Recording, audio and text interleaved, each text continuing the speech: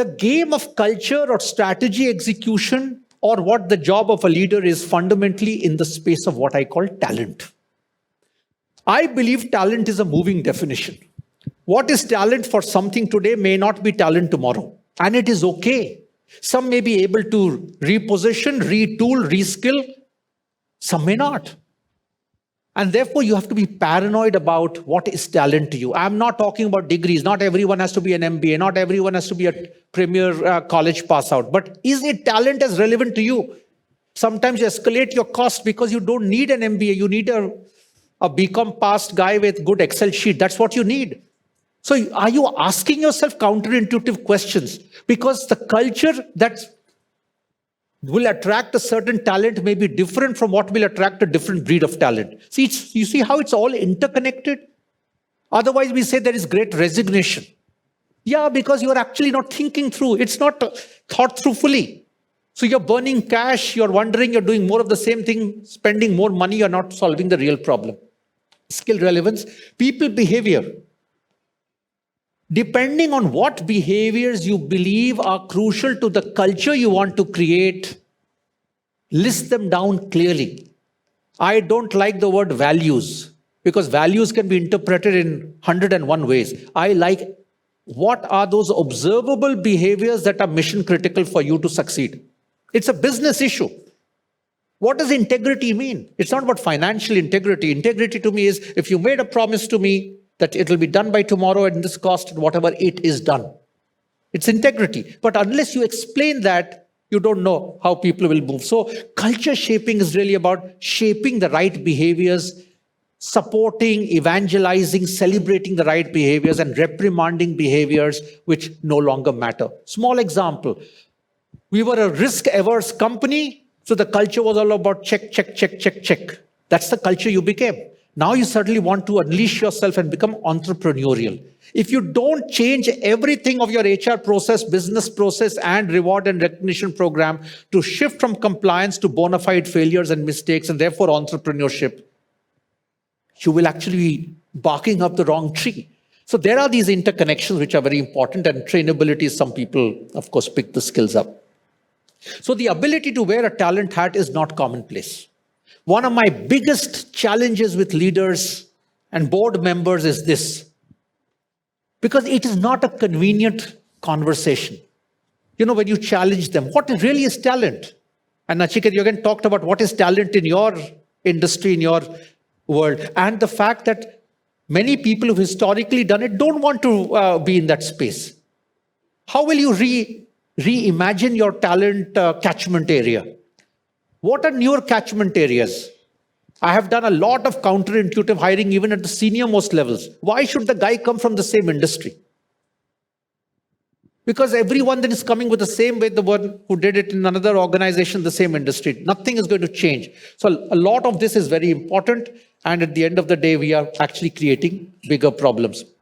So redefine talent, build your people, break silos, because unless you actually think very different as leaders, you're not going to be thinking about transformation. Whether it is from 500 crores to 5,000 crores or from 5,000 crores to 50,000 crores, you need to have enough of diversity of thinking, enough of firepower, enough of challengers in your ecosystem. And that is the choice of leaders. That is the culture that will attract a certain breed of people and not attract. And that's why culture shaping is very important. And if you can atomize experiences for different people, you would actually have created cultures which are very rich and not cultures of sterility, which is the problem that we have. So finally, it is no longer the span of control, but the sphere of influence that we are talking about. Leadership is in the business of influence. It is not about control. It's not about your title. It's not about how many people report to you. It's a huge change and implication to cultures because many cultures are very hierarchical, especially in this part of the world. Right? And unless you get people to understand, it doesn't matter. How do you work in a place where everyone assembles and then disaggregates? No one reports to anyone. What culture will that call for? What kind of leaders would you need to get such an ecosystem in place? So let's not, so this is almost my exhortation to all brilliant minds in the room. Let's not regret we failed ourselves. As leaders, this is what we have to ask ourselves. We are living in a world of such opportunity. There are no Bibles to always go back and refer to. There is no SOP manual that we need to do. We actually can challenge and reinvent and reimagine the world. Let's not regret. Leave behind a legacy that truly matters. That's the business that will actually survive beyond you. And people will remember you for whatever. So if we want to win, we need to first believe we can. All skeptics notwithstanding, it is not enough, but it is a non-negotiable. So the entire play of leadership, culture, and strategy is starting with your fundamental premise. Do you want to win? Your ticket to win decides your strategy. Your strategy decides and impacts your culture. The choice of and mix of leadership, everything flows from there. And therefore, it's a very, very self-iterative process. And it doesn't matter what scale and size you are, what industry you are. This works equally well in every organization, in every context. Your answers may be very unique for yourself, but as a broad baseline, it always works. So thank you very much for listening. That's what I had as my take for the evening for you. And if there are questions, I'm happy to take any questions. Prabir, it was wonderful. Thank you. During my career of 25 years, I've worked with about 250 corporates as the designers. And when you work as a designer, you interface from a Lala organization to an MNC, right. CEOs and vice presidents to entrepreneurs. I've had the pleasure of working with some of the finest. And very often, the biggest mistake organizations I feel make, and some of the biggest organizations I'm talking about, they don't define their culture. We keep talking about a culture because culture is different things in different people's mind. Unless and until it comes out and there is a narrative, then the culture is at least defined. Leave alone their belief that culture needs to be agile and needs to change and shift like you guided. Most people feel strategy is decided by our culture. Like you said earlier, culture is like omnipresent and it's going to be cast in stone. This is what we've inherited and this is our Bajaj culture and this is our Panpara culture. Okay.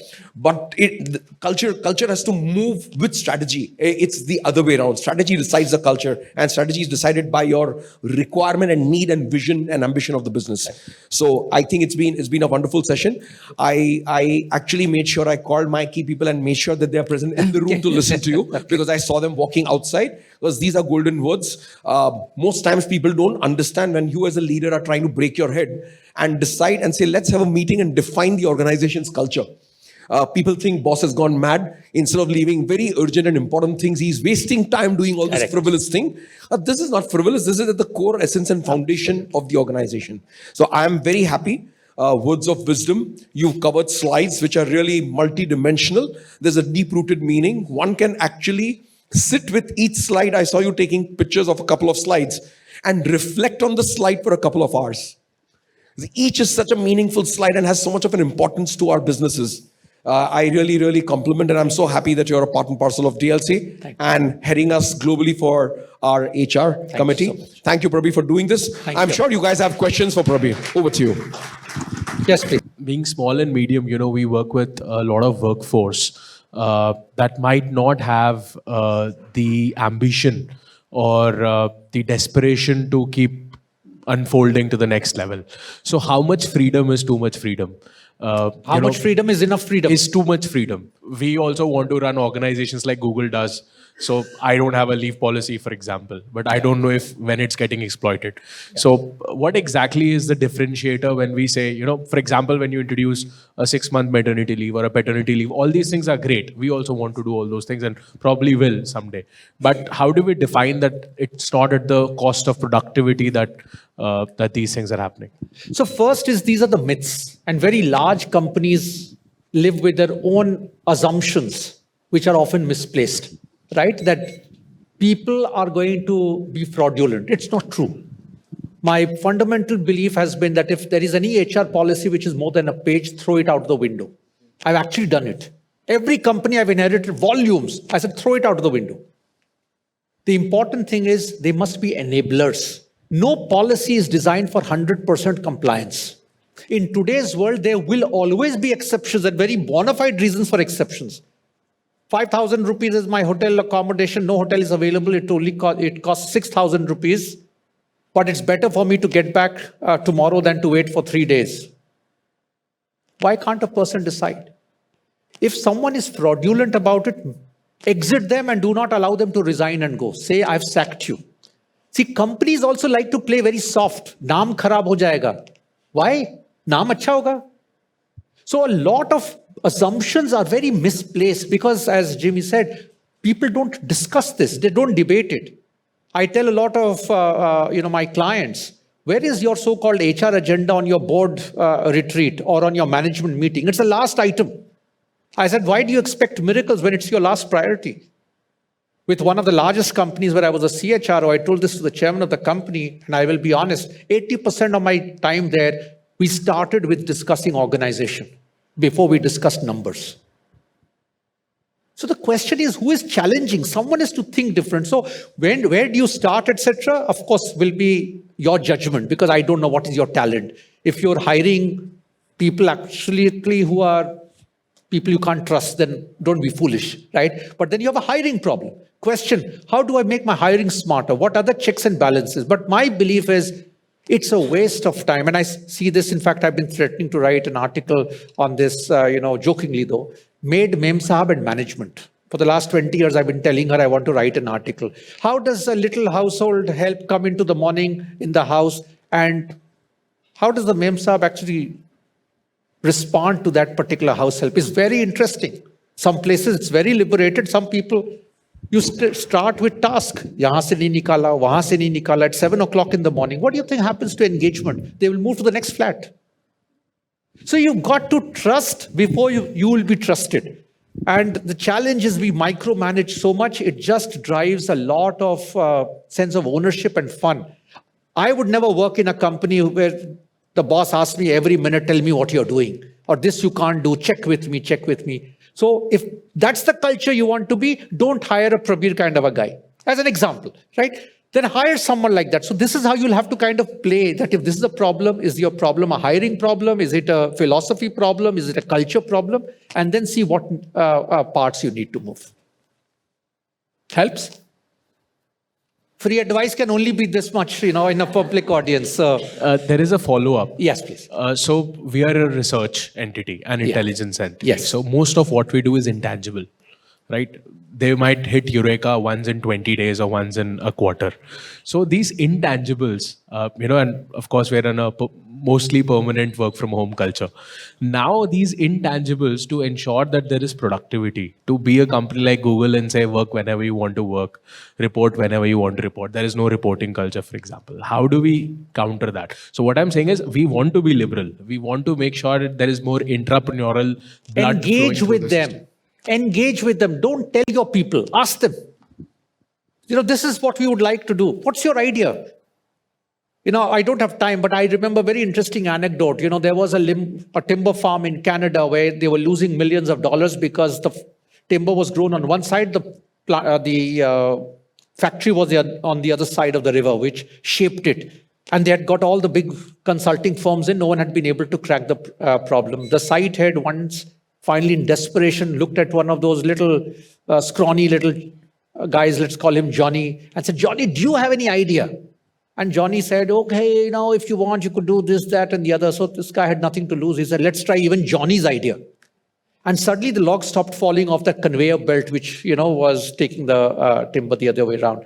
Millions of dollars were saved, or whatever happened to EBITDA. And top line, the CEO of the company flows down to the side and they're celebrating it and says, where is this Johnny who gave us this good idea? And he said, Johnny, when did you have this idea?